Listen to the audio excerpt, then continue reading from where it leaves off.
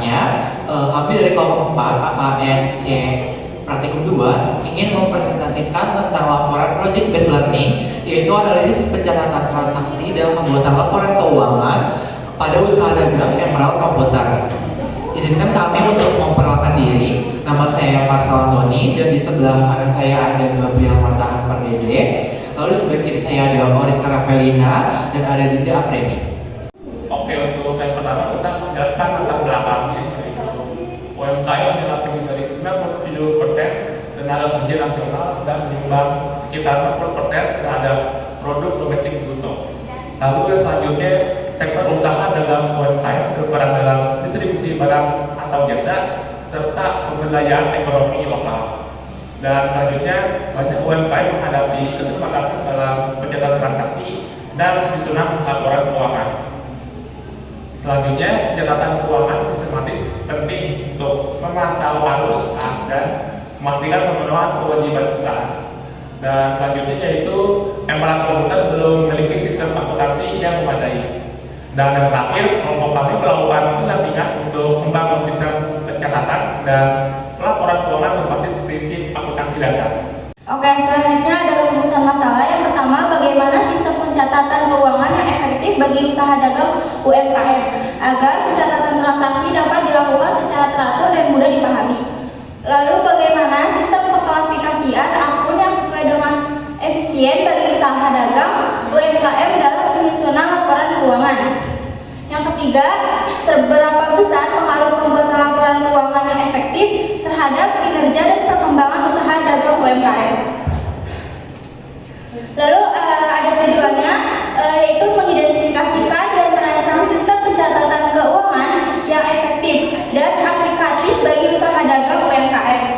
Lalu menyusun sistem pengklasifikasian yang mudah dipahami dan relevan dengan karakteristik usaha dagang UMKM. Yang terakhir, menganalisis pengaruh pencatatan laporan keuangan yang efektif terhadap kinerja usaha dan pengambilan keputusan dalam usaha dagang UMKM.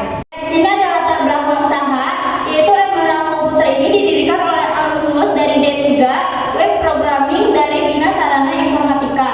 Operasional awal dimulai dengan modal pribadi, dan Emerald Komputer ini berkembang dari usaha rumahan menjadi UMKM dagang yang mulai terstruktur, menunjukkan bahwa dedikasi modal sendiri dan jejaring merupakan kunci keberhasilan UMKM.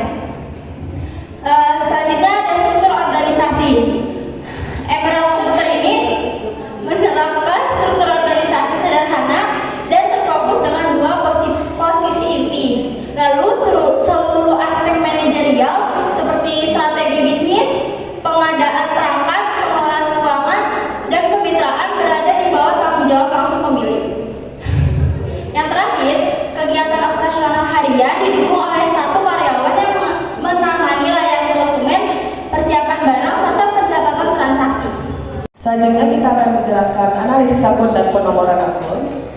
Ini COA yang kita bikin. Yang pertama yaitu akun 11 yaitu kas, 112 piutang, 113 perlengkapan, 121 peralatan, 122 akumulasi penyusutan peralatan, 211 utang usaha, 311 modal, 312 prime, 313 divisa laba rugi, 411 penjualan, 412 return penjualan, 413 potongan penjualan, 511 pembelian, 512 return pembelian, 513 potongan pembelian, 611 beban sewa, 612 beban gaji.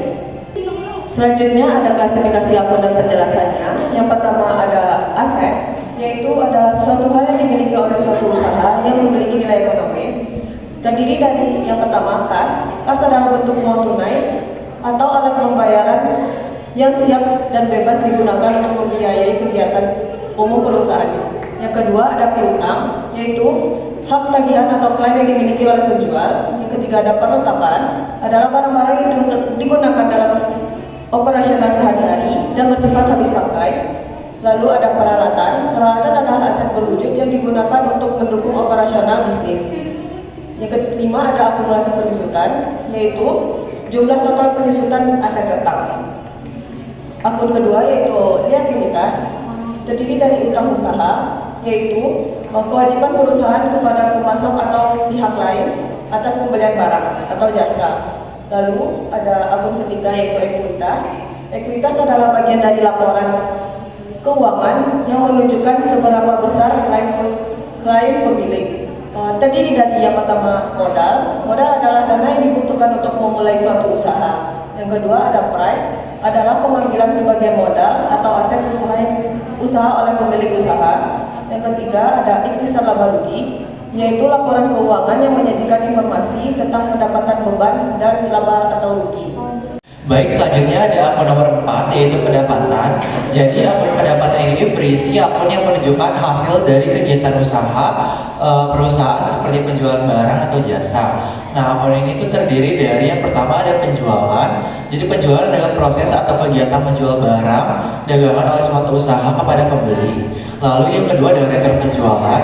Rekor penjualan adalah proses pengembalian barang yang telah dijual kepada pembeli. Yang ketiga ada potongan penjualan, adalah potongan harga yang diberikan oleh penjual kepada pembeli sebagai insentif untuk membayar tagihan.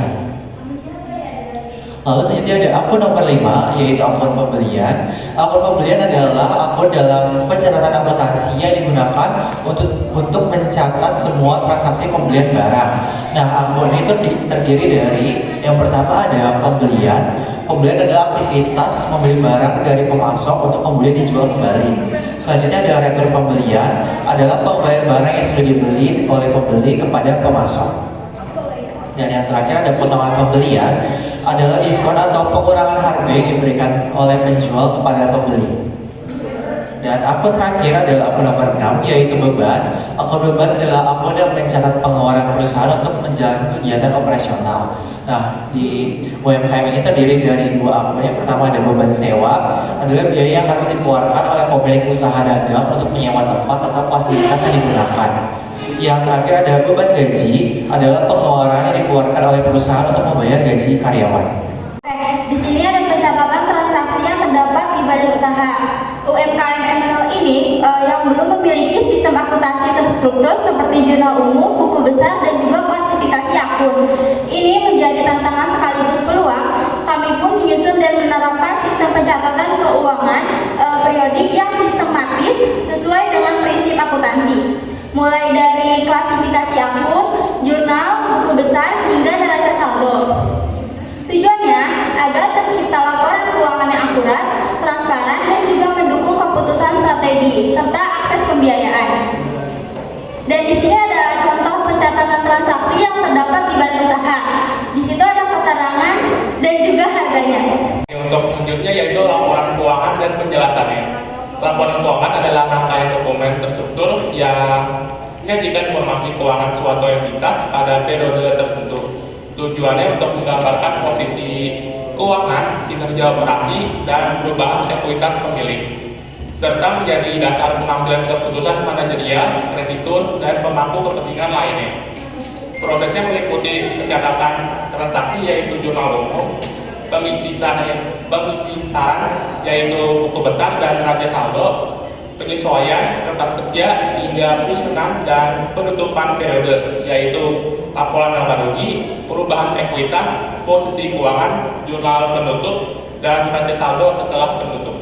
Penyusunan laporan keuangan negara komputer dimulai dengan menyusun jurnal umum, yaitu catatan kronologi semua transaksi yang telah dianalisis sampai debit dan kreditnya. Kami mencatat tanggal, keterangan singkat, kode akun, nomor referensi dokumen, serta nominal pada kolom debit dan kredit. Dengan format ini, setiap kejadian ekonomi terdokumentasi, rapi dan membentuk dasar bagi tahapan akuntansi selanjutnya. Lalu pada laporan keuangan pada bulan Januari, di sini ada akun kas, modal, penjualan pembelian, beban gaji, dan beban sewa, sehingga diperoleh debitnya sebesar 425.917.000 dan kreditnya 425.917.000. Lalu pada bulan Februari ada akun kas, penjualan, pembelian, beban gaji dan beban sewa, sehingga diperoleh debitnya 346.329.000 dan kreditnya 346.329.000. Lanjut pada bulan Maret, di sini ada akun kas, penjualan, pembelian, beban gaji dan beban sewa, sehingga diperoleh debitnya sebesar 635.903.000 dan untuk kreditnya 635.903.000. Selanjutnya saya akan menjelaskan tentang buku besar. Yang pertama di sini ada buku besar untuk akun kas yang memuat transaksi untuk modal awal, penjualan dan pembelian dengan nominal akhir itu 71.321.000. Lalu yang selanjutnya adalah untuk akun modal yang memiliki transaksi untuk modal awal sebesar 50 juta dan di akhir periode ada tambahan karena menutup laba sebesar 21.321.000 dengan nominal akhirnya ada 71.321.000. Dan selanjutnya ada akun ikhtisar laba rugi. Jadi akun ikhtisar laba rugi ini didapat dari jurnal penutup karena merupakan lawan akun dari akun-akun yang ada di jurnal penutup dengan saldo akhir 0. Lalu selanjutnya ada akun penjualan yang berisikan transaksi untuk penjualan barang dengan nominal akhir 689.735 dan pada akhir periode akan ditutup di jurnal penutup sehingga saldo akhirnya akan berjumlah 0. Lalu ada akun pembelian yang dimana jurnal ini berisi transaksi-transaksi untuk pembelian barang dengan nominal akhir itu ada 641.344 dan di akhir periode juga akan ditutup nanti sehingga saldonya akan menunjukkan angka 0. Lalu selanjutnya ada akun beban sewa di mana di sini setiap bulannya Emerald Komputer akan membayar beban sewa. Yang pertama itu untuk beban sewa ada sebesar 6 juta sehingga totalnya ada 18 juta dengan di akhir akan ditutup di jurnal penutup sehingga saldo akhir menunjukkan saldo 0. Lalu untuk beban gaji Emerald Komputer setiap bulannya membayarkan gaji kepada karyawan dengan ketentuan di bulan Januari sebesar 3.770, bulan Februari sebesar 2.650 dan sama juga dengan bulan Maret dengan hasil akhir 9.070 dan akun ini juga akan selanjutnya ditutup di jurnal penutup sehingga menunjukkan saldo akhir 0. Selanjutnya ada neraca saldo. Di sini pada kas dengan nominal 71.321.000 pada debit, lalu ada modal pada kredit dengan nominal 50 juta. Lalu selanjutnya ada penjualan dengan nominal 689.735.000 pada kredit. Lalu ada pembelian di debit dengan nominal 641.344.000. Lalu ada beban sewa di di debit sebesar 18 juta. Lalu beban gaji di debit 9.070.000 sehingga pada nominal akhirnya debit yaitu 739.735.000 dan kreditnya 739.735.000. Selanjutnya untuk kertas kerja ada neraca saldo, jurnal penyesuaian. Untuk neraca saldo sama seperti yang disampaikan sebelumnya, dan untuk jurnal penyesuaian tidak ada. Lalu untuk neraca saldo setelah disesuaikan sama dengan neraca saldo pada awal karena tidak ada jurnal penyesuaian. Lalu selanjutnya untuk laba rugi, di sini penjualannya sebesar 689.735.000 pada kredit dan untuk debitnya ada pembelian sebesar 641.344.000.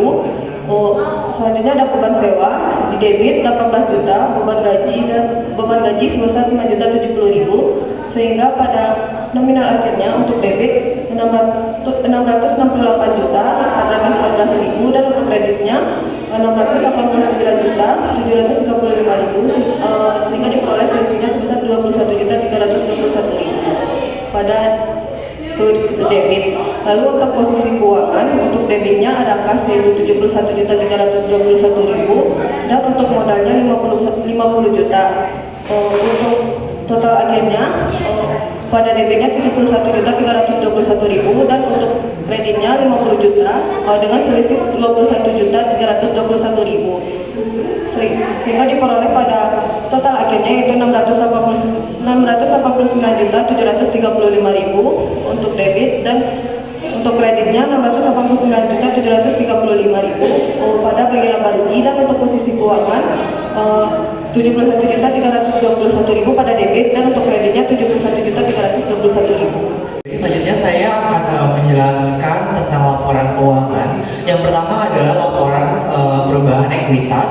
Di sini ada formatnya. Yang pertama itu ada modal tuan ML komputer pada tanggal 1 Januari sebesar 50 juta. Lalu laba bersih yang sudah kita dapatkan sebesar 21.321. Lalu karena di sini tuan Emerald Komputer tidak memiliki Prime, jadinya kita tidak dikurangi oleh Prime, dan hasil akhir yang modal tuan Emerald Komputer pada tanggal 31 Maret 2025 adalah sebesar 71.321.000. Selanjutnya adalah laporan keuangan untuk laba rugi. Di sini ada formatnya, yang dimana yang pertama ada penjualan sebesar 689 juta sekian.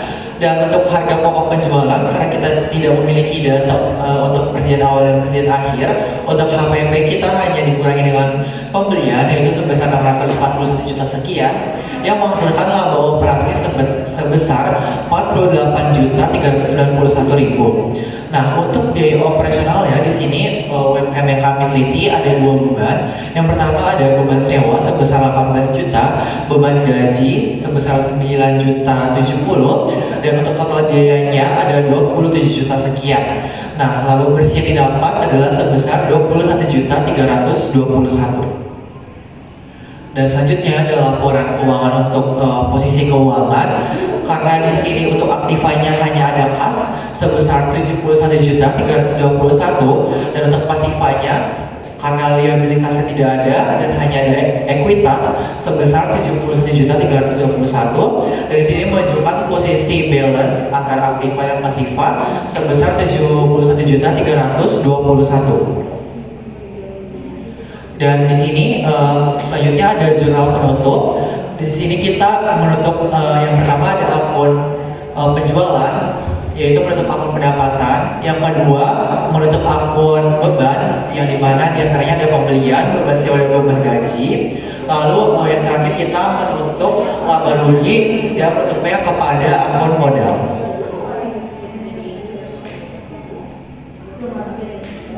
Selanjutnya di sini ada neraca saldo setelah penutup, yang dimana di sini merupakan akun-akun yang tersisa pada akhir periode, di mana di sini ada akun khas, piutang, perlengkapan, peralatan, akumulasi penyusunan peralatan, utang usaha, modal, prime, retro pembelian dan potongan pembelian.